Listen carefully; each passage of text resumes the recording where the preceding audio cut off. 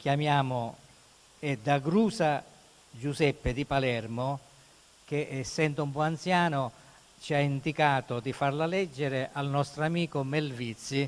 La poesia si intitola Chi sta è a Sicilia? Chi sto è un siciliano? Melvizzi lo conoscete tutti per la sua attività artistica di cantastorie, poeta. Puoi leggerla qui. E allora, chi sta è la Sicilia? Chi stu è un siciliano? Scusate, buonasera a tutti. Questa poesia l'ho conosciuta solo oggi, solo poco fa, quindi scusate se la reciterò, la interpreterò un po' così, alla meno peggio.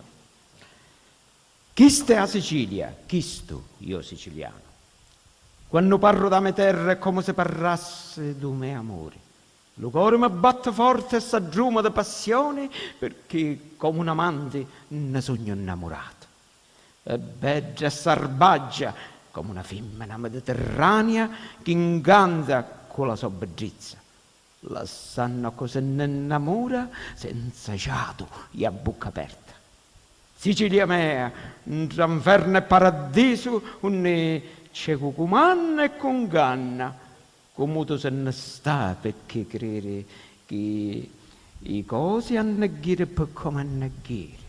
Sicilia prigioniera del passato, di voscenza, di benedica e baciamo le mani.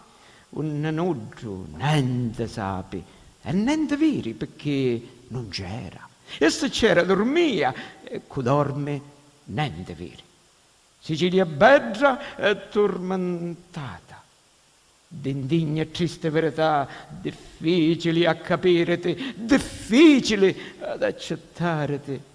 E m'addolora l'anima e piangere lo cuore quando ti mancano del respiro, perché per quanto difetto possa avere, questa è la Sicilia e questo io siciliano.